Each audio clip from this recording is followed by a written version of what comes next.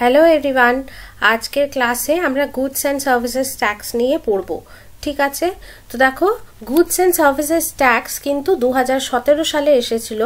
2017 সালে এই তো এটা কারেন্ট অ্যাফেয়ার্স ঠিক বলা যায় না, কিন্তু ইম্পর্টেন্ট, এখনও খুব রেলিভেন্ট। তার কারণ দেখবে যখনই কোনো ইলেকশন হয়, যখনই কোনো ইলেকশনের জন্য প্রচার করা হয়, সব সময় কিন্তু এই গুডস অ্যান্ড সার্ভিসেস ট্যাক্স নিয়ে কথাবার্তা হয়। আর এখন যেহেতু মানে দেখো এই যে সরকার জিএসটি রোল আউট করেছে, সেই সরকারের 2টো টার্ম কমপ্লিট হয়ে 3rd টার্ম এসে রয়েছে। তো এখন আমরা আর একটা জিনিসও দেখবো যে জিএসটি এই যে মোটামুটি 10 বছর এখনো হয়নি, বাট এই 7-8 বছর চালু রইল, 7 বছর চালু রইল। তো তাতে কি তার ভালো মন্দ অ্যাচিভমেন্টস এইগুলোও দেখবো। ঠিক আছে, তো আজকের ক্লাসে আমরা জিএসটির ব্যাকগ্রাউন্ডটা জেনে নেব, যা যা ফ্যাকচুয়াল জিনিস জানার আছে সেটা জেনে নেব। The Goods and Services Tax is a successor to VAT, Value Added Tax, used on the supply of goods and services, মানে দ্রব্য এবং পরিষেবা। ঠিক আছে, এই দুটোর জন্যই Goods and Services Tax রয়েছে। Both VAT and GST have the same taxation slabs. It is a comprehensive multi-stage destination based tax. তাহলে কি দেখো মাল্টি স্টেজ কি, যখনই কোনো গুডস বা সার্ভিসেস তৈরি হয় এবং সেখান থেকে ফাইনাল যে কনজিউমার অবধি যায়, অনেকগুলো স্টেজ থাকে। ঠিক আছে, র মেটেরিয়াল থেকে সেটা বাইং, সেখান থেকে প্রসেসিং, তারপর হোলসেলার থেকে রিটেলার থেকে কাস্টমার, এইরকম মোটামুটি স্টেজগুলো থাকে। তো মাল্টি স্টেজ মানে কি প্রত্যেকটা স্টেজে কিন্তু হচ্ছে গুডস অ্যান্ড সার্ভিসেস ট্যাক্স লাগবে। ঠিক আছে, ডেস্টিনেশন বেসড ট্যাক্স কেন বলছে? কারণ ডেস্টিনেশন বেসড মানে একটা গুডস বা একটা সার্ভিস সেটা যে কোনো জায়গাতে উৎপন্ন হতে পারে, কিন্তু আলটিমেটলি যে ডেস্টিনেশনে কনজাম্পশন হচ্ছে সেইখানেই জিএসটিটা কালেক্ট করা হয়। ঠিক আছে, যে ডেস্টিনেশনে কনজাম্পশনটা হচ্ছে আলটিমেটলি সেইখানেই কালেক্ট করা হয়। ওকে, The tax came into effect from 1st July 2017 through the implementation of 101st Constitutional Amendment Act by the Government of India. তাহলে কি 1 জুলাই 2017 আর 101তম Constitutional Amendment Act, এই দুটো মনে রাখতে হবে। The tax rates, rules and regulations are governed by the GST Council. ট্যাক্সের rate, rule, regulation এগুলো সব জিএসটি কাউন্সিল দেখাশোনা করে। ঠিক আছে, which consists of the finance minister of the central government and all the state, মানে সেন্ট্রালের যে finance minister আছেন তিনি এবং স্টেট প্রত্যেকটা রাজ্যের যে ফিনান্স মিনিস্টার বা ওই রিলেটেড পোর্টফোলিও যে সামলান যে মন্ত্রী, সেই মন্ত্রী জিএসটি কাউন্সিলে রয়েছেন। The GST is meant to replace a slew of indirect taxes. অনেক ধরনের indirect taxes ছিল at a with a federated tax that is therefore expected to reshape the country's economy. State level আর central লেভেলে অনেক ধরনের indirect taxes লাগানো হতো, সেই সব ট্যাক্সকে সাবজিউম করে কম্প্রিহেন্সিভ একটা গুডস অ্যান্ড সার্ভিসেস ট্যাক্স আনা হয়েছে। এটাকে ফেডারেটেড ট্যাক্স বলছে, কারণ ফেডারেল গভর্নমেন্ট যেটা সেই কিন্তু সমস্ত রুলস রেগুলেশনস বানাচ্ছে, সবকিছু ডিসাইড করছে। হ্যাঁ, জিএসটি কাউন্সিলে স্টেটেরও রিপ্রেজেন্টেশন আছে, বাট সেন্ট্রাল গভর্নমেন্ট ওভারঅল বেশি এখানে হচ্ছে পার্টিসিপেট করে, এবং সেই জন্যই কিন্তু স্টেট গভর্নমেন্টগুলো, মানে যে স্টেট গভর্নমেন্টে অপোজিশন পার্টির সরকার রয়েছে, তারা এই নিয়ে খুব সোচ্চার। এবার হিস্ট্রিটা দেখো, জিএসটি এই যে 2017-তে লাগু হলো, সেটা কিভাবে এলো সেই হিস্টোরিক্যাল ব্যাকগ্রাউন্ডটা একটুখানি আমি দিয়ে দিয়েছি। ঠিক আছে, তো দেখো 1986 সালে ইন্ট্রোডাকশন অফ মড ভ্যাট চালু হয়েছিল, মডিফাইড ভ্যালু অ্যাডেড ট্যাক্সেস। 1999 সালে কি দেখাচ্ছে, discussion on single common goods and services tax started, proposed and given go ahead by the government panel set up to design model GST K Asim Dasgupta committee, ইনি West বেঙ্গলের communist পার্টির member ছিলেন অসীম দাশগুপ্ত, তার আন্ডারে কিন্তু যে এই যে মডেল জিএসটির জন্য প্যানেল তৈরি করা হয়। ঠিক আছে, 2002 থেকে 2005 সালের মধ্যে কি হলো, Kelkar committee recommended the rolling out of GST. ঠিক আছে, 2006 সালে বলল রোল আউট বাই 2010, মানে 2006 সালে সরকার বলল 2010-এর মধ্যে রোল আউট করা হবে। 2015 সালে রোল আউট বাই 2017। 2015 সালে অরুণ জেটলি ছিলেন, নতুন সরকার 2014 সালে এসেছিল এবং 2015 সালে অ্যানাউন্স করলেন যে 2017 সালের মধ্যে রোল আউট হবে এবং ওনাদের ইচ্ছা ছিল নতুন যে বাজেট হয় সেই নতুন বাজেটেই রোল আউট হবে, কিন্তু সেটা হয়নি, একটু দেরি হয়েছে, জুলাই মাসে হয়েছে, 2017তেই জুলাই মাসে হয়েছে। তো একটা জিনিস দেখো, 86 সাল, 99 সাল, 2002 থেকে 2005, 2006, 2015 এখানে তো সরকার চেঞ্জ হয়েছে, তাই না? 2086 সালে যে দলের সরকার ছিল 2099-তে সেই দলের সরকার ছিল না, আবার 2002 থেকে 2005 অবধি যে দলের সরকার ছিল 2006-তে ছিল না, 2015-তে এসে আবার অন্য সরকার। কিন্তু যখনই যে সরকারে থেকেছে তারা কিন্তু জিএসটি রোল আউট করতে চেয়েছে, কিন্তু আবার তারা যখন বিপরীতে গিয়েছে তখন কিন্তু তারা বলেছে না, জিএসটি খুব বাজে, জিএসটি রোল আউট করা যাবে না। এই যে সরকার বা যে দল জিএসটি রোল আউট করলো, যে এনডিএ, সেই এনডিএ যখন বিরোধীতে মানে অপোজিশনে বসতো তারাও কিন্তু জিএসটির বিরুদ্ধে কথা বলতো এবং তখন যে ইউপিএ ছিল সে জিএসটির পক্ষে কথা বলতো। আবার যখন সিন চেঞ্জ হয়ে গেল তখন আবার কিন্তু এনডিএ সরকার রোল আউট করলো আর ইউপিএর যে দল তারা এখনো ক্রিটিসাইজ করছে। ওকে, তো দেখতে পাচ্ছ যে কিভাবে রাজনীতির সাথে মানে শুধুমাত্র যে রাজনৈতিক নেতাদের কথা শুনে চললে কিন্তু তারা যখন খুশি মত পরিবর্তন করে দিতে পারে, সুতরাং অ্যাজ এ সিটিজেন আমাদের ভাবতে হবে। এবার দেখো একটু স্ল্যাবস গুলো দেখে নিই যে জিএসটিতে কি কি স্ল্যাবস রয়েছে। Goods and services are divided into 5 different tax slabs, 5টা স্ল্যাবস রয়েছে। ঠিক আছে, 0%, 5%, 12%, 18%, 28%। ওকে, যত গুডস সার্ভিসেস আছে সেই সব গুডস অ্যান্ড সার্ভিসেস কিছু কিছু করে ব্র্যাকেট করা হয় এবং এক একটা ব্র্যাকেটে এক একটা ট্যাক্স স্ল্যাব বসানো হয়। এছাড়া দেখো, however, petroleum products, alcoholic beverages and electricity are not taxed under GST and instead are taxed separately by the individual state governments. সেই জন্য বিভিন্ন স্টেটে কিন্তু এই পেট্রোল, অ্যালকোহল আর ইলেকট্রিসিটির ইউনিট পিছু প্রাইস আলাদা আলাদা।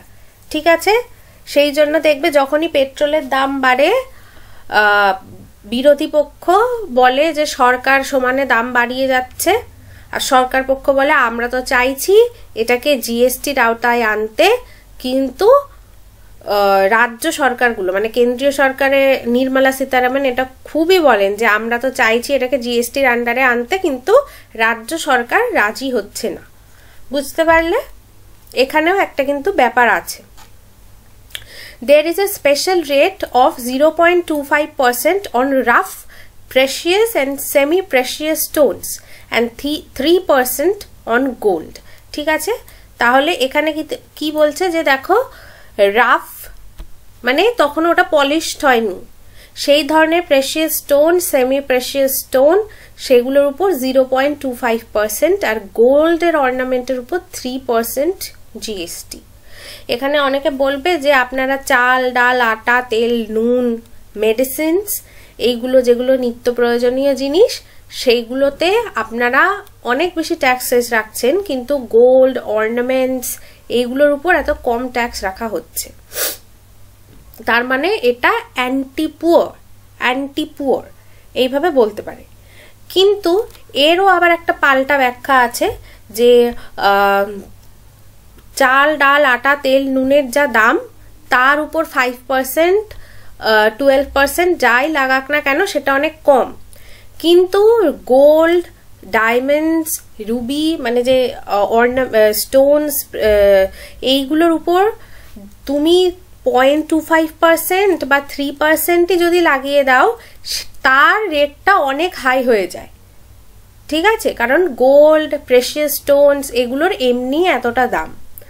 আর সেকেন্ডলি যদি যে জিনিসগুলো অনেক দামি যেমন গোল্ড তারপরে এই প্রেশিয়াস স্টোনস এইগুলো অনেক দামি, এগুলোর উপর যদি ট্যাক্স অনেক বেশি বসানো হয়, যেহেতু লাক্সারি আইটেম তাই অনেক বেশি যদি ট্যাক্স বসিয়ে দেওয়া যায় তাহলে কিন্তু এই ধরনের জিনিসগুলোর ব্ল্যাক মার্কেটিং শুরু হয়ে যায় এবং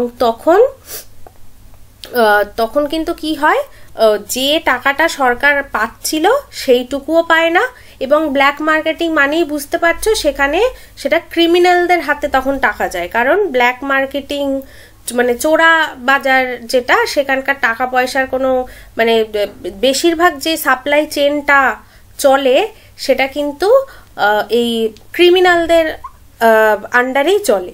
তো এইটা হচ্ছে ব্ল্যাক মার্কেটিং কমানোর জন্য এই ট্যাক্সটা এইভাবেই রাখা হয়েছে, এই ট্যাক্স স্ল্যাবটা। ঠিক আছে, তো মানে আমি তোমাদেরকে প্রত্যেকটা পয়েন্ট বলছি এবং তার প্রোজ অ্যান্ড কনস কেন এইটা রাখা হয়েছে সেটা যতটা সম্ভব এক্সপ্লেন করে দেওয়ার চেষ্টা করছি, কারণ এই টপিকটা ধরো তোমাদের এলো না মানে লেখাতে এলো না বাট ইন্টারভিউতে চলে এলো কোথাও, এবং সেখানে যদি তোমাকে জিজ্ঞেস করে যে অ্যাজ আ ক্যান্ডিডেট তোমার কি মনে হয় যে চাল ডাল তারপর দেখবে খুব ইয়ে হয় যে মেডিসিন স্যানিটারি ন্যাপকিনস এই সবগুলো জিএসটির আন্ডারে আনা হয়েছে, সেগুলো 5% স্ল্যাবে রাখা হচ্ছে 12% স্ল্যাবে রাখা হচ্ছে, কিন্তু গোল্ড ডায়মন্ডের মতো জিনিসকে এত কম স্ল্যাবে রাখা হচ্ছে। তোমার মনে হয় না যে সরকার অ্যান্টি পুয়ার, তারা বড় লোকেদের জন্য কাজ করছে গরিবের জন্য কাজ করছে না? সেখানে কিন্তু তুমি দেখো সাধারণ মানুষের এটাই মনে হবে, কিন্তু তুমি একজন সরকারি কর্মচারী হতে চাও, তুমি ইন্টারভিউ দিতে গেছো, তোমাকে একটু অন্যরকম ভাবে ভাবতে হবে যে সরকার করছে দেখি তো কোনো একটাও কি এর পিছনে লজিক আছে, এইটা কিন্তু তোমাকে ভাবতে হবে এবং তোমাকে এইভাবেই তখন বলতে হবে। ঠিক আছে,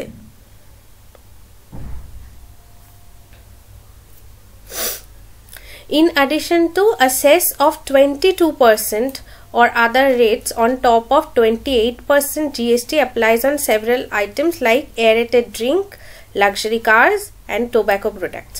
এগুলো দেখো 28% GST প্লাস এই যে 22% other rates লাগে। ঠিক আছে, তার কারণ কি aerated drink, luxury car, tobacco products, specially aerated drinks tobacco products এগুলো তো কোনো ভালো জিনিস না, কিন্তু তবুও বিক্রি করা হচ্ছে, কারণ আগে তুমি যদি কমপ্লিটলি ব্যান করে দাও তাহলে দেখবে সেটার চোরাচালান শুরু হয়ে যাবে, সেটা ক্রিমিনালদের হাতে চলে যাবে। কোনো সেক্টরকে তুমি যদি কমপ্লিটলি ব্যান করে দাও সেটা কিন্তু চোরাচালানের মানে চোরা কারবারের দিকে চলে যায়। ঠিক আছে, কারণ এই জিনিসগুলো যখন সাধারণভাবে বিক্রি হচ্ছে বাজারে কেনা বেচা হচ্ছে তার মানে কি এই জিনিসগুলোর চাহিদা আছে। ব্যান করে দিলে রাতারাতি এই জিনিসগুলোর চাহিদা কিন্তু কমে যাবে না বা শেষ হয়ে যাবে না, তাহলে কি হবে, চোরাচালান হবে। তো সেই জন্য কমপ্লিটলি ব্যান না করে এক্সট্রা ট্যাক্স বসাও যাতে জিনিসটার দাম বেড়ে যায় এবং কনজামশনটা কিছুটা হলেও কমানো যেতে পারে। ঠিক আছে, এয়ারেটেড ড্রিঙ্কস টোব্যাকো প্রোডাক্টস এগুলো। লাক্সারি কার কেউ কিনছে মানে কি, লাক্সারি কার অনেক দাম তার উপর ট্যাক্স বসাচ্ছে। এবার লাক্সারি কার ওইভাবে যেভাবে ধরো একটা গোল্ডের কিছু বা একটা ডায়মন্ডের কিছু যেভাবে ব্ল্যাক মার্কেট হতে পারে চোরাচালান হতে পারে, হয়তো লাক্সারি কার সেইভাবে হতে পারে না, সেই জন্য লাক্সারি কারকে হাই ট্যাক্স ব্র্যাকেটেই রাখা হয়েছে। ওকে,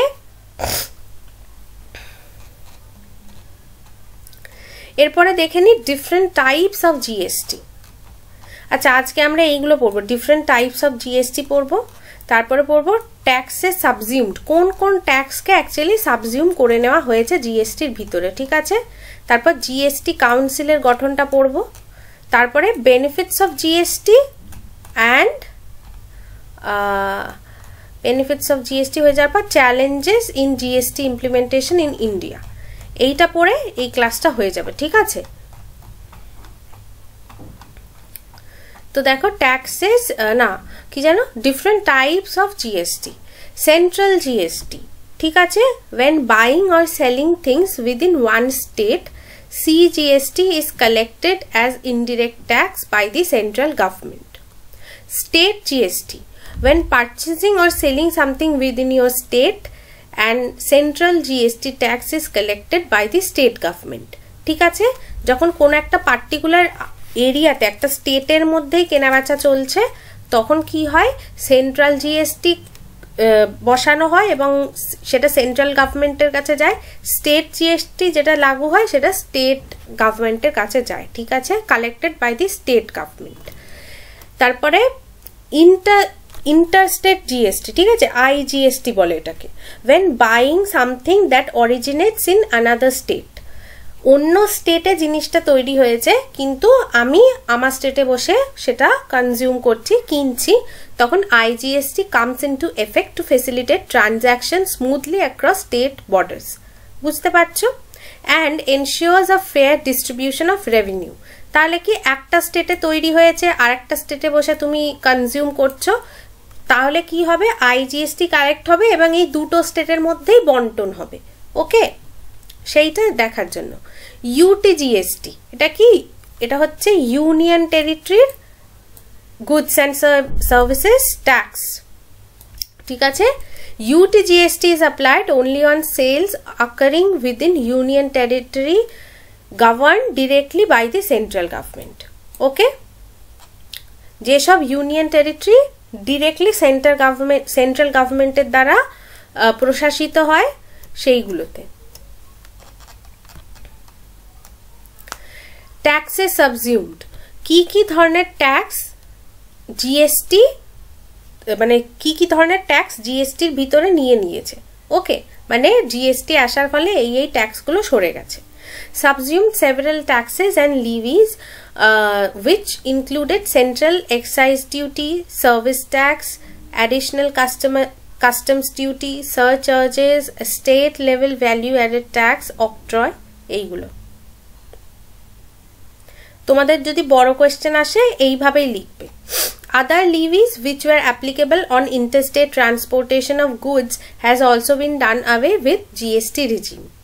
ট্রান্সপোর্ট হতো একটা স্টেট থেকে আরেকটা স্টেটে, যখন গুডস নানা রকম লিভিজ লাগতো সেটাও জিএসটি রিজিমের জন্য সরে গেছে।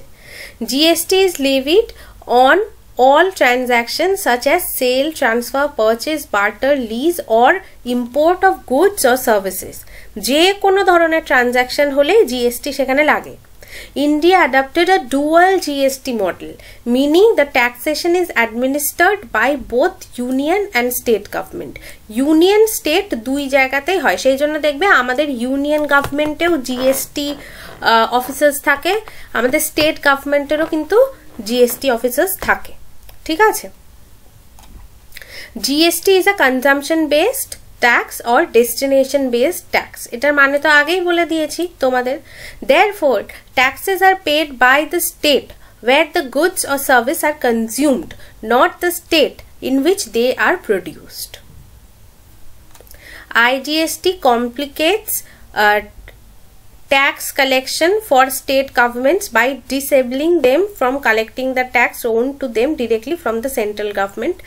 Under the previous system, a state would only have to deal with single government in order to collect tax revenues. দেখো এর আগে কি হতো, স্টেট যেটা শুধুমাত্র একটা গভর্নমেন্টের আন্ডারেই ট্যাক্স কালেক্ট করতো, ঠিক আছে। এখন কি হচ্ছে, revenue earn from interstate transaction GST, মানে IGST is shared equally on 50-50 basis between central and respective state governments. এখন কি হয়েছে, সেন্ট্রাল গভর্নমেন্টও যেহেতু চলে এসছে সিনে, তাই একটু বেশি রেস্ট্রিকটিভ হয়ে গিয়েছে, একটু কমপ্লিকেটেড হয়ে গিয়েছে, ঠিক আছে। জিএসটি কাউন্সিল, এই আর্টিকেলটা মনে রাখবে 279A। আর হ্যাঁ, স্টেটের জিএসটি কালেকশনের অধিকার হেন তেন, সেটা আর্টিকেল 246টা একটু মনে রাখবে, ঠিক আছে, আর্টিকেল 246। এবার দেখো GST council, as per article 279A(1) of the amendment constitution, মানে এই 101তম অ্যামেন্ডমেন্টের পরে যে কনস্টিটিউশনটা দাঁড়িয়েছে সেখানে আর্টিকেল 279A(1) এ কি বলছে, the GST council was constituted by the president. এটা একটা ইম্পর্টেন্ট পয়েন্ট, জিএসটি কাউন্সিল কে কনস্টিটিউট করে।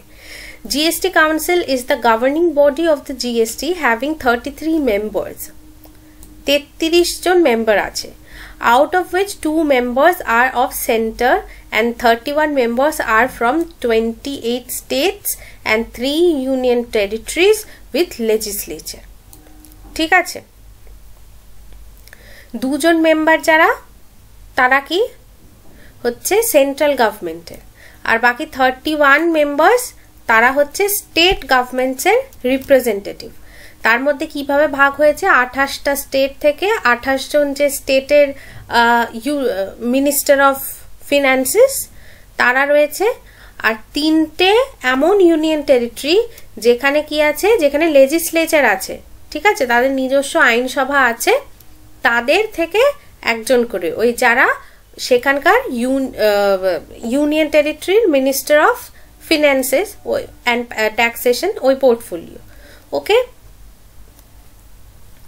বাকি যে ইউনিয়ন টেরিটরি যেখানে লেজিসলেচার নেই, সেখানে তো সেন্ট্রাল গভর্নমেন্টেরই নিয়ম চলে, বললাম ওই ইউটিজিএসটি চলে ওখানে, তো তার জন্য আর কোনো মেম্বার্সের দরকার হয় না। এবার দেখো, the council contains the following numbers, union finance minister as chairperson, ঠিক আছে, চেয়ারপারসন হিসাবে থাকে। Union minister of states in charge of revenue or finances, তিনিও মেম্বার হিসাবে থাকে। দেখো, এটা হচ্ছে ইউনিয়ন ফিনান্স মিনিস্টার, আর মিনিস্টার অফ স্টেট আমাদের দেখবে, আমাদের যদি তুমি পুরো মন্ত্রিসভাটা দেখো তাহলে দেখবে মিনিস্টার অফ স্টেটস থাকে, তো সেই minister of states in charge of revenue আর ফিনান্সেস তাকেও কিন্তু রাখা হয়। দেখবে অর্থমন্ত্রী নির্মলা সীতারামনের সঙ্গে আর একজন সেন্ট্রাল গভর্নমেন্টের একজন মিনিস্টার সবসময় থাকে। The Minister of States in charge of finance or taxation or other minister as nominated by each state government. State government যেরকম রিপ্রেজেন্টেটিভকে নমিনেট করবে সেই রকম 31 জন মেম্বার থাকবে। তো জেনারেলি তারা কি ফিনান্স আর ট্যাক্সেশনের মিনিস্টারকেই বা অন্য কোনো মিনিস্টার তাকেও নমিনেট করতে পারে, ওকে, সেও হচ্ছে জিএসটি কাউন্সিলের মেম্বার। এই পুরোটা হলো জিএসটি কাউন্সিলের গঠন, ঠিক আছে। An apex member committee to modify, reconcile or to procure any law or regulation based on context of goods and services tax in India. Goods and services tax ভারতে চালু করার জন্য যে কোনো মানে ভারতে যেভাবে চলছে তার যদি কোনো মডিফিকেশনের দরকার হয়, কোনো কিছুর দরকার হয়, সেই সব কিছু কিন্তু এমন এরাই করেন, ঠিক আছে। এরপরে কি আসছে দেখো, বেনিফিটস অফ জিএসটি। বেনিফিটস পড়বো, চ্যালেঞ্জেস পড়বো, তাহলেই হয়ে যাবে। এই ক্লাসটা ছোট হবে। এর পরের দিন জিএসটি বর্তমানে কিছু রিয়েলাইজেশন আছে সেগুলো পড়বো, আর তারপরে কি হবে, তারপরে আমরা একেবারে করে নেব, মানে অন্য টপিকে চলে যাব। তো বেনিফিটস কি কি, creation of common national market, creation of common national market মানে একটা জাতীয় বাজার তৈরি হয়েছে, ঠিক আছে। আগে কি ফ্র্যাগমেন্টেড ছিল, প্রত্যেকটা স্টেট তাদের নিজস্ব ট্যাক্স ল, তাদের নিজস্ব ট্যাক্স রেট এরকম ছিল, কিন্তু এখন মোটামুটি স্ল্যাবগুলো যে ডিভাইড করা আছে সেই স্ল্যাব অনুযায়ী থাকে। By amalgamating a large number of central and state taxes into a single tax, okay. এতে কি হয়, ব্যবসায় সুবিধা হয়। মিটিগেশন অফ কাসকেডিং এফেক্ট, আমি বললাম না যে একটা গুড প্রস্তুত হতে, মানে যেখানে প্রস্তুত হচ্ছে এবং যেখানে গিয়ে তার কনজাম্পশন হচ্ছে তার মধ্যে অনেকগুলো স্টেজ থাকে। আগে কি হতো, প্রত্যেকটা স্টেজে কিন্তু ট্যাক্স বসতো, তাহলে ট্যাক্স অন ট্যাক্স হয়ে যেত। এখন আর সেটা হয় না, এখন কি হয়, প্রত্যেকটা স্টেজেই ট্যাক্স দেয়, কিন্তু সেগুলো দেখবে জিএসটি রিটার্ন পেয়ে যায় তারা। আলটিমেটলি যে হচ্ছে ফাইনাল যে কনজিউমার সেই ট্যাক্সটা পে করে। ওকে, GST mitigates ill effect of cascading or double taxation in a major way and paves the way for common national market। ঠিক আছে, তারপর কি, reduction in tax burden. From the consumer's point of view, the biggest advantage would be in terms of reduction of overall tax burden on goods. যেহেতু এখানে যে স্ল্যাবগুলো আছে সেটা বেঁধে দিয়েছে যে এত এত এত এত পার্সেন্ট, তাই জন্য আরবিট্রারি ভাবে কোনো রকম ট্যাক্স বসানো যাবে না, তাই ট্যাক্স বার্ডেনটা ওভারঅল কমেছে। হিসাব করে দেখানো হয়েছে যে কিছু কিছু ক্ষেত্রে আগে যতটা ট্যাক্স দিতে হতো এখন তার চেয়ে কম ট্যাক্স দিতে হয়। Making Indian products more competitive. Introduction of GST is making Indian products more competitive in the domestic and international market, owing to the full neutralization of input taxes across the value chain of production. ওই যে বললাম আগে যতগুলো stage ছিল, ধরো র material sell করলো, তারপর ম্যানুফ্যাকচারার থেকে হোলসেলার থেকে রিটেলার থেকে কনজিউমার, এই প্রত্যেকটা দেখো যে র ম্যাটেরিয়াল কিনলো, সেই র ম্যাটেরিয়াল যে কিনলো তাকে র ম্যাটেরিয়ালের উপর ট্যাক্স দিতে হলো। এবার সে ম্যানুফ্যাকচারিং এর জন্য আরো অনেক জিনিস যন্ত্রপাতি সবকিছু কিনলো, তার উপর ট্যাক্স দিতে হলো। তারপর ম্যানুফ্যাকচার করে সে হোলসেলারকে যখন বেচলো, সে আবার হোলসেলারের থেকে টাকা নিল, হোলসেলারকে তখন ট্যাক্স দিতে হলো। হোলসেলার এবার যখন রিটেলারকে বেচছে, সে তাকে এবার কি দামের সাথে ট্যাক্স দিতে হচ্ছে, দিয়ে ফাইনালটা আবার রিটেলার যখন বিক্রি করছে সে তখন কি করবে, ফাইনাল কনজিউমারকে যখন বিক্রি করছে সে তখন আবার তার থেকে ট্যাক্সের টাকাটা তুলে নেবে, নিয়ে এরা প্রত্যেকেই জিএসটি ফাইল করে, এদের রিটার্ন হয়ে যায়। আলটিমেটলি কি হয়, যে এই যে কনজিউমার সেই পে করলো, মানে কি একবারেই ট্যাক্স পে করা হলো। এই পরপর এরা কিন্তু কাসকেডিং এফেক্টটা চলে গেল। এর ফলে কি ওভারঅল জিনিসটার দাম কমে এবং তার কম্পিটিটিভনেস বাড়ে। ঠিক আছে, এবং এই যে প্রত্যেকটা স্টেজ মানে ফাইনাল কনজিউমারের আসার আগে যে স্টেজটা, তার যেহেতু প্রত্যেকটা স্টেজে এরা বেনিফিট পাচ্ছে, জিএসটির বেনিফিট পাচ্ছে, তাই জন্য কি এরা আরো কম প্রাইসে মার্কেটে সেল করতে পারছে, আরো এদের প্রোডাক্টের প্রাইস আরো কম্পিটিটিভ হচ্ছে। ঠিক আছে, ইজিয়ার টু অ্যাডমিনিস্টার, যেহেতু ট্রান্সপারেন্ট, অনলাইনে জিএসটি ফাইলিং হয়, সেই জন্য এটা ইজিয়ার টু অ্যাডমিনিস্টার হয়ে গেছে। Simplified tax regime, multiple indirect tax থাকতো, সেগুলো সব তুলে দিয়ে এই জিএসটি, মাল্টিপল ট্যাক্সের নাম তো আমরা পড়লাম, ওই ট্যাক্সগুলো সব তুলে দিয়ে জিএসটি এসছে। ঠিক আছে, সেই জন্য কি হয়েছে, ইজিয়ার, স্ল্যাবও বলাই আছে যে 5টা স্ল্যাব তার উপরেই হবে, আরবিট্রারি কোনো নাম্বার থাকবে না, ইজি কমপ্লায়েন্স, অনলাইনেই হয়ে যাচ্ছে, তো পেপার ওয়ার্ক অনেক কমে যাচ্ছে। আগে তুমি ধরো 6-7 রকমের ট্যাক্স দিতে, এখন 1 রকমের জিএসটি, 1-2 রকমের সেন্ট্রাল জিএসটি, স্টেট জিএসটি, এর উপরেই তো পেপার ওয়ার্কও অনেক কমে যাচ্ছে। ইনক্রিজ ট্রান্সপারেন্সি, যেহেতু অনলাইন জিএসটি পোর্টালে হচ্ছে, আগে ধরো কি যদি অফলাইনে হয় তাহলে অফিসাররা অনেক সময় কি হয় নিজেরা টাকা খেয়ে নেয় ইত্যাদি করে, সেগুলো অনেক কমে গেছে। অনলাইনে হচ্ছে তো পরিষ্কার, তুমি মানে ফেসলেস, কারোর সাথে কোনো মানুষের সাথে তোমাকে ডিল করতে হচ্ছে না। আচ্ছা, স্ট্রিমলাইন ট্যাক্সেশন, দেখো এখানে কি হয়েছে বলছে হারমোনাইজেশন অফ লজ। আগে অনেক ধরনের ট্যাক্স ছিল, সেই রিলেটেড অনেক ধরনের ল ছিল, প্রত্যেকটা স্টেট নিজের মতো করে ল বানাতো, তো সেইগুলো সব উঠে গিয়ে এক ধরনের লই এসছে, সেই জন্য অনেক স্ট্রিমলাইন হয়েছে জিনিসটা। ট্যাক্স কমপ্লায়েন্সেস বেড়ে গেছে, কারণ কোথাও গিয়ে লোকানোর জায়গা কমে গিয়েছে। Improved environment for compliance as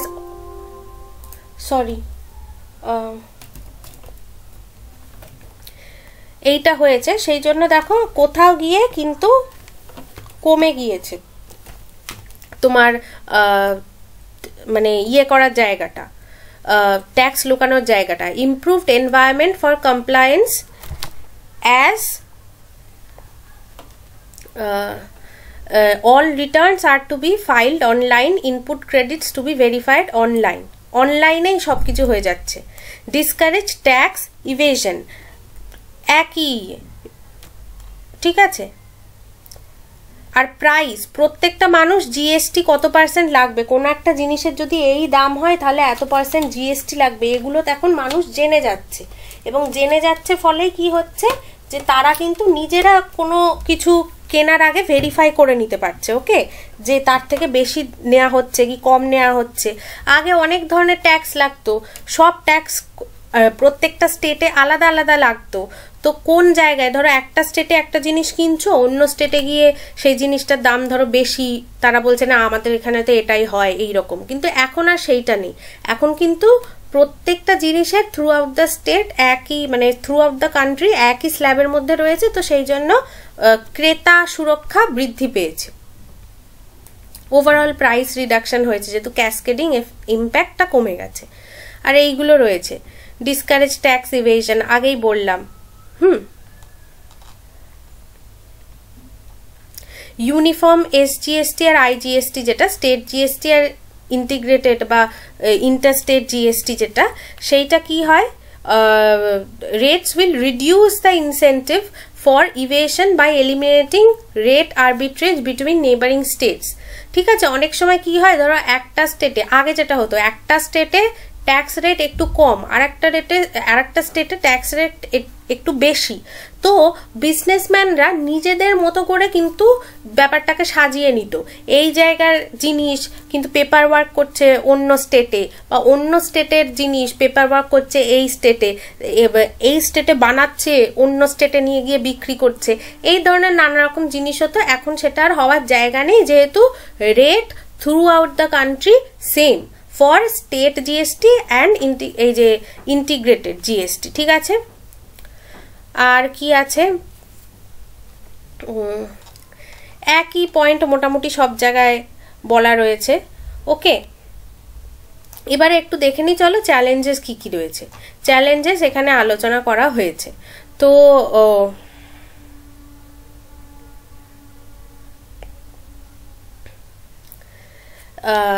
technological hurdles, এই যে অনলাইনে পুরো জিনিসটা হচ্ছে, জিএসটি নেটওয়ার্ক পোর্টাল, জিএসটিএন পোর্টাল সেটা রয়েছে।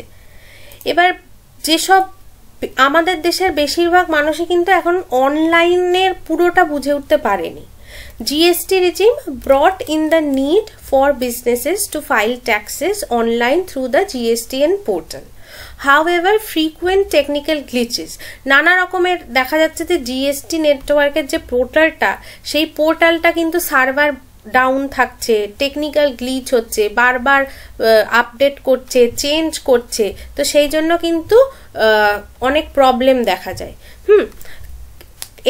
এটা কিন্তু সত্যি, আমাদের যে ইনকাম ট্যাক্সের পোর্টাল সেটাও তো খুব প্রবলেম করে, যখন খুব বেশি ট্রাফিক চলে আসে তখনই সেটা ব্রেকডাউন হয়ে যায়। ঠিক আছে, তো same way GST portal. Complexity and compliance burden, এবার দেখো GST in India has a complex structure, যেহেতু ওই যে বলেছিলাম মাল্টিপল ট্যাক্স স্ল্যাবস আছে, state GST, central GST, integrated GST, এরকম নানা রকম ব্যাপার আছে। এই জিনিসগুলো কিন্তু যারা নতুন ব্যবসা শুরু করছে, যারা ছোট ব্যবসায়ী, যারা হয়তো অতটা পড়াশোনা জানে না, তাদের পক্ষে বোঝা সম্ভব নয়। ঠিক আছে, the complexity poses a challenge for businesses, especially small enterprises, in understanding and adhering to diverse regulation. এবং কি হয়, যেহেতু তারা বুঝতে পারে না, তাই জন্য তারা কমপ্লাইও করতে পারে না টাইমলি।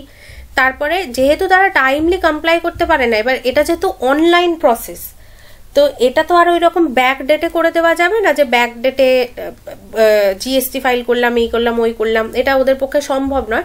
তো পেনাল্টি লেগে যায়। তারা হয়তো চেষ্টা করছে, তারা কিন্তু ট্যাক্স ফাঁকি দিচ্ছে না, কিন্তু তারা জানে না বিষয়টা, এবং পাশে কেউ নেই। একটা অফিসে গিয়ে কোনো মানুষ মানুষের সাথে যদি তুমি ইন্টারঅ্যাক্ট করে কোনো অফিসারের সাথে বা অফিসের যে স্টাফ আছে তাদের কাছে যাও, তারা সরকারি অফিসের স্টাফরা বেশিরভাগ সময়তে খুব বাজে বিহেভ করে। Now it's up to you guys, তোমাদের উপরে যে তোমরা কিভাবে সেই সরকারি অফিসারদের নিয়ে বা সরকারি অফিসের স্টাফদের নিয়ে যে বাজে একটা ইমপ্রেশন সাধারণ মানুষের মধ্যে সেটা কিভাবে তোমরা চেঞ্জ করবে। বাট তারা মুখ ঝাল যা খুশি করুক, তারা কিন্তু হেল্প করে, মানে ইনফরমেশনটা আলটিমেটলি দিয়ে দেয়। কিন্তু অনলাইনে যখন হয় বোঝা কিন্তু সকলের পক্ষে সুবিধাজনক নয়। তো সেই জন্য কমপ্লায়েন্সটা অনেক ক্ষেত্রেই একটু কঠিন হয়ে পড়ছে বর্তমানে। Input tax credit verification, the government authorities have recently identified and busted more than 29,000 bogus firms involved in evading GST dues। ঠিক আছে, এইরকম অনলাইনে যারা সিএ আছে, দেখবে বড় বড় কোম্পানিজ যারা হয় তারা chartered accountant, company secretary appoint করে রাখে ট্যাক্স ইভেড করার জন্য, যাতে তাদের ট্যাক্স না দিতে হয়। এরকম বোগাস ফার্ম দেখায়, বোগাস ফার্ম দেখিয়ে সেখানে আয় নেই, ব্যয় বেশি হচ্ছে, তাই তারা জিএসটি ফাইল করছে না, এইরকম নানা রকম বিষয় আছে। তারপরে অনেকে নিজেদের পার্সোনাল বিভিন্ন খরচ থাকে, ধরো অফিসে বসে আছে, লাঞ্চ করছে, ডিনার করছে, সেই বিলগুলো অফিসের নামে মানে কোম্পানির নামে বানায়, যাতে সেটা দেখিয়ে জিএসটিতে ট্যাক্সে বিভিন্ন জায়গায় ছাড় পাওয়া যায়। এরকম নানা রকম বিষয় আছে। পুরোটা আমিও জানি না, যেহেতু আমি জিএসটি এক্সপার্ট নই, আমি নিজে বিজনেসও করি না, সেই জন্য পুরোটা আমি জানি না। তবুও কিছু কিছু যেগুলো আমি দেখেছি, শুনেছি, সেগুলো তোমাদেরকে উদাহরণ হিসাবে বলছি। তারপরে কি আসছে, তারপরে আছে multiple registrations across states. Businesses operating in multiple states must register separately in each state for GST compliance. এইটা আছে, যে বিজনেসগুলো ধরো একাধিক স্টেটে তাদের ফাংশন রয়েছে, তাদের কিন্তু প্রত্যেকটা স্টেটে আলাদা আলাদা করে রেজিস্টার করতে হবে। ঠিক আছে, this multiplicity of registration ads administrative burden and increases compliance cost for businesses with a pan India presence contributing to logistics challenges. এবার এই প্রত্যেকটা স্টেটে আলাদা আলাদা করে জিএসটি ফাইল করতে হবে, প্রত্যেকটা স্টেটে আলাদা আলাদা করে সবকিছু তাদের পেপার ওয়ার্ক করতে হবে, সেই জন্য কিন্তু তাদের অ্যাডমিনিস্ট্রেটিভ খরচ অনেকটা বেড়ে যায়। ঠিক আছে, এবার এটা কি বড় বড় যেসব কোম্পানিগুলো আছে, যেমন রিলায়েন্স, তারপরে ধরো আদিত্য বিড়লা গ্রুপ, গোয়েঙ্কাস, তাদের ক্ষেত্রে এটা প্রবলেম না, কারণ তাদের অনেক টাকা পয়সা আছে, তারা অতগুলো সিএ, অতগুলো স্টাফ লাগাতেই পারে। কিন্তু একটা ব্যবসা যেটা ধরো পশ্চিমবঙ্গে মোটামুটি ভালো সেল করেছে, এবার সে পশ্চিমবঙ্গেরও কোন জায়গাটা বলবো, পশ্চিমবঙ্গের আমি বলবো যে কোনো একটা মানে ধরো ওয়েস্টার্ন সাইডে সে ভালো জায়গায় চলে এসছে, কয়েকটা জেলাতে ভালো সেল করছে, কোনো একটা ধরো মশলার কোম্পানি বা কোনো একটা ধরো পেনের কোম্পানি কিছু। এবার সে যখন তার নেইবারিং স্টেটে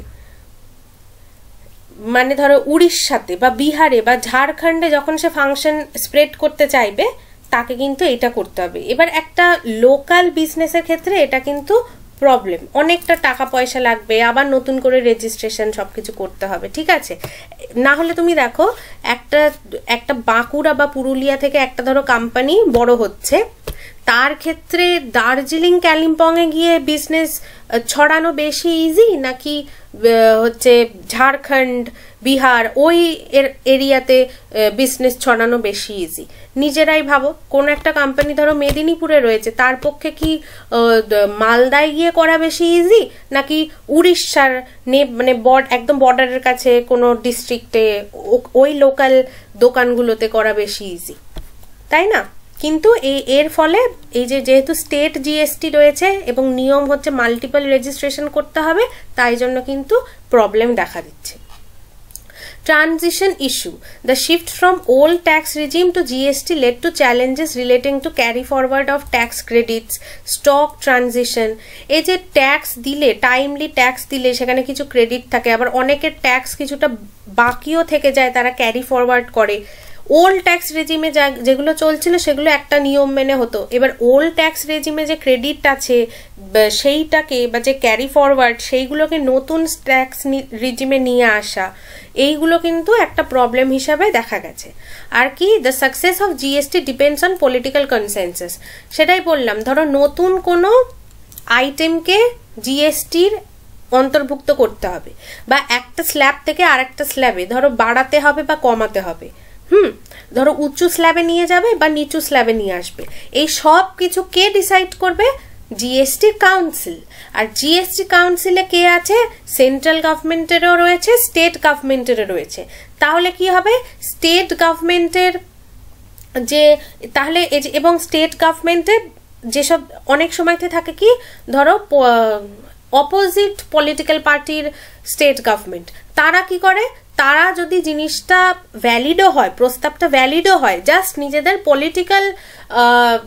পলিটিক্যাল সত্তাটাকে তারা প্রায়োরিটি দেয়, তারা সেটাকে বারণ করে, সেটা হতে দেয় না, সেই প্রস্তাবটা পাস হতে দেয় না। ঠিক আছে। আবার এমনও হয়েছে ধরো যে সেন্ট্রাল গভর্নমেন্ট এবং যে সেন্ট্রাল গভর্নমেন্ট সেখানে যে পার্টি রয়েছে এবং ধরো অন্যান্য স্টেটেও যখন তার মেজরিটি রয়েছে, তারা নিজেদের গা জোয়ারি করে ভোটাভুটি করে তারা কিন্তু পাস করিয়ে নেয়, 2/3 মেজরিটি দিয়ে পাস করিয়ে নেয়। কিন্তু ধরো একটাই স্টেট আছে, সেখানে একটাই পার্টি রয়েছে এবং সেখানে এমন একটা প্রস্তাব পাস হচ্ছে যে পার্টিকুলার ওই স্টেটের জন্যই ওই জিনিসটা ক্ষতিকারক, সে ক্ষতিগ্রস্ত হবে, কিন্তু তার কথা কিন্তু তখন শোনা হবে না। কেন শোনা হবে না? কারণ তার সেই নাম্বার নেই, তার সেই পলিটিক্যাল স্ট্রেংথ নেই, তার নিউমেরিক্যাল স্ট্রেংথও নেই। সুতরাং এইটা পুরোটাই বুঝতে পারছো যে success of GST depends upon political consensus.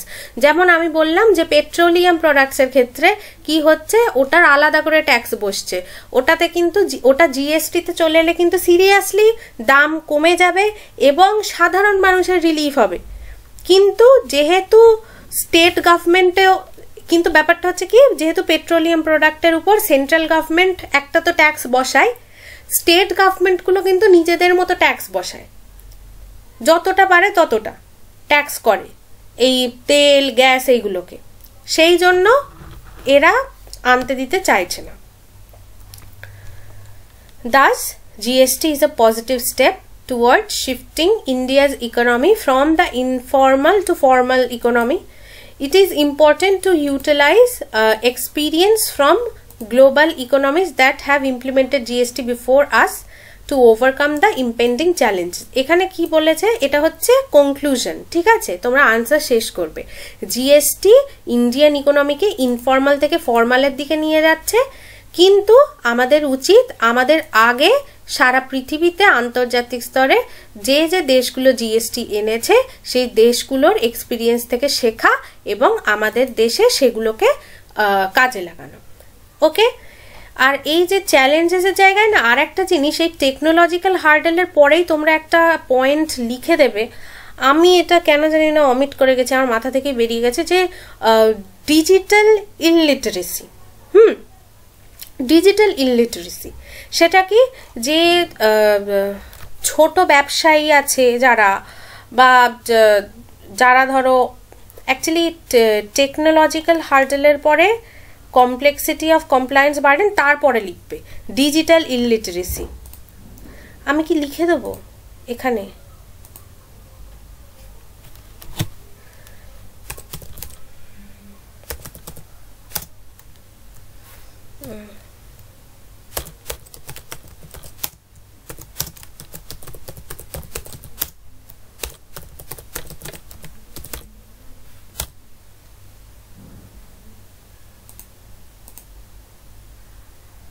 হ্যাঁ, এখানে আমি দেখো লিখে দিয়েছি। হ্যাঁ, এইটা তোমরা কিন্তু ইনক্লুড করে নেবে। ঠিক আছে, include digital and economic illiteracy. এটা কি, এটা হচ্ছে না, আর একটু ভালো করে এটা লিখতে হতো, সরি দাঁড়াও, আমি এখানে লিখে দিচ্ছি। Digital lack of digital literacy and economic awareness. Lack of digital literacy and economic awareness. মানে কি ডিজিটাল লিটারেসি কেন? কারণ এই অনলাইনে জিএসটি ফাইল ইত্যাদি করতে হচ্ছে এবং বেশিরভাগ মানুষ কিন্তু ডিজিটাল এক্সপার্ট নয়। মানে তোমরা দেখো যত ধরো যে ব্যবসায়ী রয়েছে, মুদি দোকানদার, হেন তেন হাবি জাবি, কেউ একটা রেস্টুরেন্ট খুললো, এইরকম এই যে আমাদের বাবাদের বয়সী এইরকম মানুষরা, তারা কি সবাই আমাদের মতো ফোন নিয়ে এক্সপার্ট? কখনোই না। ফোন কম্পিউটার নিয়ে তারা দেখবে ভয় পায়। তাদেরকে যদি বলো যে এই সাইটটা খোলো, এই ইয়েটা খোলো, তারা কিন্তু ভয় পায়, তারা এত ঘাঁটাঘাঁটি করেন না। কারণ তাদের মনে হয় যে, এটা তোমরাও এক্সপিরিয়েন্স করে থাকবে, বেশিরভাগ মানুষ মনে করে যে ফোন দিয়ে ইউপিআই দিয়ে ট্রানজাকশন করলে হয়তো এমনি এমনি পয়সা কেটে নেবে, এইরকম ভাবে তারা।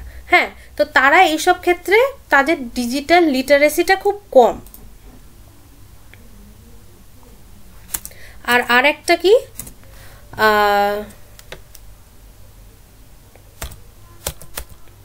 আর আরেকটা হচ্ছে ইকোনমিক অ্যাওয়ারনেস। বিজনেস বহু লোকে করে, তারা সকলে কিন্তু ট্যাক্স ফাইলিং, ট্যাক্সেশন, ট্যাক্স কিভাবে তোমরা মানে সব তারা জানে না। তো তাদের ক্ষেত্রে জিএসটির কিন্তু এখনো আপগ্রেডেশন হচ্ছে। প্রত্যেক বছরই দেখবে জিএসটির নতুন নতুন কিছু আইটেমস যুক্ত হয়, কিছু আইটেমস বেরিয়ে যায়, কিছু আইটেমসের ট্যাক্স স্ল্যাবস চেঞ্জ হয়। তো এই যে র্যাপিড চেঞ্জিং, এটার সাথে তাদের মানিয়ে নেওয়ার ক্ষমতা কিন্তু এখনো নেই। একটা trend CA, chartered accountant, company secretary বা ট্যাক্স যারা ধরো লয়ার থাকে, তারা এই নিয়ে পড়াশোনা করেছে। তাই বড় বড় কোম্পানিগুলো, বড় বড় এন্টারপ্রাইজেসগুলো তাদের হায়ার করে, তারা এইসব নিয়ে পড়াশোনা করে সবকিছু পুরো এই দিকটা ম্যানেজ করে। But what about small businesses? সেখানে দেখবে একজন মানুষই সবকিছু চালাচ্ছে, যে জিনিস বিক্রি করছে সেই জিনিস হচ্ছে ক্যাশিয়ার, সেই হিসাব রাখছে, সেই ডিসিশন নিচ্ছে, সেই ট্যাক্স ফাইল করছে, এরকমই হয়। ফ্যামিলির ভিতরেও এরকমই হয়, তাই না? একটা ফ্যামিলি রান অনেক বিজনেস থাকে, যেখানে বাবা ছেলে বা দুই ভাই মিলে বা স্বামী স্ত্রী মিলে একটা খাবারের দোকান চালায় বা কিছু করে। তারা তো এত কিছু পারবে না। তারা ধরো একটা লোকের থেকে জেনে এলো যে কিভাবে ফাইল করতে হবে জিএসটি, এইটা এত পার্সেন্ট, এইটা এত পার্সেন্ট, হেন তেন নানা রকম। কিন্তু পরবর্তীকালে আবার 6 মাস পর জিনিসটা চেঞ্জ হয়ে গেল, আবার 6 মাস পর নিয়ম চেঞ্জ হয়ে যাচ্ছে। এত তাড়াতাড়ি তারা আপডেটেড হতে পারছে না। সুতরাং সেক্ষেত্রে কি হয়, অনেক সময় তারা অনিচ্ছাকৃত ভুল করে ফেলে। কিন্তু যেহেতু এটা অনলাইনে ফাইল হচ্ছে, তাই সেটা ভুলটাকে ভুল হিসাবে ধরা হয় না, ভুলটাকে অপরাধ হিসাবে ধরা হয়। তো এইটা কিন্তু একটা বড় পয়েন্ট, একটা বড় চ্যালেঞ্জ ইন্ডিয়ার মতো দেশে জিএসটির মতো একটা রিজিম আনা, সেটাও কি অনলাইনে। তো যতই অনলাইন হয়ে যাক, যতই স্ট্রিক্ট রুল দরকার হোক যাতে ট্যাক্স ইভেশন না হয়, সরকারের কোষাগার যাতে খালি না হয়, সেটার জন্য যতটাই স্ট্রিক্ট রুল দরকার, একটু হিউম্যানিটিও দরকার, একটু হিউম্যান ফেসেরও কিন্তু দরকার আছে আমাদের মতো দেশে। যেমন দেখো, সবাই ভাবে কি যে অনলাইনে যে ইউপিআই চলে আসছে, নেট ব্যাংকিং চলে আসছে, হেন তেন হাবি যাবি, তো ব্যাংকের দরকার নেই, ব্যাংকিং সিস্টেমে ম্যান পাওয়ার কমিয়ে আনা হোক, গুটিয়ে নেওয়া হোক ব্যাংককে। কিন্তু এখনো দেখবে যারা বয়স্ক আছে, যারা মাঝ বয়সী আছে, মানে ধরো 50 অ্যাবাভ যারা রয়েছে, তারা কিন্তু অনলাইনে অতটা স্বচ্ছন্দ বোধ করে না। তারা এখনো চায় আমি ব্যাংকে যাব। ব্যাংকে যারা অনেক দিনের ধরো পরিচিত, দেখবে তারা যে ব্যাংকে গিয়ে কাজ করেন, পেনশন তোলেন, টাকা রাখেন ইত্যাদি নানা রকম ব্যাপার, ব্যাংকের লকারে কিছু রাখে, তারা ব্যাংকে গিয়ে সেইখানে যারা এমপ্লয়ি রয়েছে, বহুদিনের এমপ্লয়ি, তাদের সাথে একটা ফ্যামিলির মতো সম্পর্ক, কি কেমন আছে, ছেলে মেয়ে কেমন আছে, শরীর কেমন, এইরকম তারা কিন্তু ওইটাই চায়। তো পুরোটা অনলাইনে করলে কিন্তু সম্ভব নয়। এখানে আমাদের অনলাইন অফলাইন মিশের থাকতে হবে। যেহেতু ভারতের যে পপুলেশন সেটা এতটা ডাইভার্স, তাই এই ডাইভার্স পপুলেশনের জন্য ওয়ান সাইজ ফিটস অল কোনো সিস্টেমই সম্ভব নয়। সেটা ইকোনমিক সিস্টেম, সেটা ব্যাংকিং হোক, সেটা ট্যাক্সেশন হোক, সেখানে সম্ভব নয়। হিউম্যান ফেসও রাখতে হবে। অনলাইন ইন্টারাকশন হ্যাঁ অনেক ট্রান্সপারেন্ট হয়, ঘুষ কেউ চায় না তোমার থেকে, বা কেউ বলে না যে আপনি এই টাকাটা দিলে আপনারটা আগে করে দেবো, কেউ বলবে না। কিন্তু আবার মানুষেরও দরকার, অনলাইনে সুবিধাও আছে অসুবিধাও আছে। ওকে, তো অনেক কিছু বলে দিলাম, এক্সট্রা পয়েন্টও বলে দিলাম। কেন বললাম, তোমাদের যদি মনে হয় তোমরা সুবিধা মতো এই পয়েন্টগুলো অ্যাড করো। এই টপিকে অ্যাড না করলেও তোমাদের ধরো ডিজিটাল ইন্ডিয়া নিয়েই এলো, বা ডিজিটাল ইকোনমি নিয়েই এলো, তখন অ্যাড করে দিতে পারতে যে পারবে যে ব্যাংকিং সেক্টরে স্পেশালি যারা 50 আপ, যারা 60 আপ সিনিয়র সিটিজেন, তাদের ওই হিউম্যান টাচটা দরকার হয়, আদারওয়াইজ তারা ভরসা করতে পারে না, they are not that comfortable with machines. Okay, তো জিএসটি নিয়ে এই ক্লাসটা এই অবধি থাকলো। দেখো আমি সব কিছু তোমাদের একটু একটু একটু একটু করে দিয়ে দিয়েছি, যাতে জিএসটি নিয়ে যদি তোমাদের কোনো ফ্ল্যাট কোয়েশ্চেন আসে, মানে অ্যানালিটিক্যাল না, এমনি ইনফরমেশন দেয়া কোয়েশ্চেন আসে, give a brief background of GST in India, give a small brief কি বলবো ইন্ট্রোডাকশন অফ জিএসটি, বা গিভ কারসারি গ্লান্স, যেগুলো তোমাদের বলে দিয়েছিলাম যে বর্ণনা করো ইত্যাদি। তো সব কিছু তোমরা একটু একটু করে যাতে লিখতে পারো, সেই রকমই দিয়ে দিয়েছি। What are the challenges, what are the benefits, সব কিছু। তো এই ক্লাসটা এই অবধি থাকলো। Thank you so much.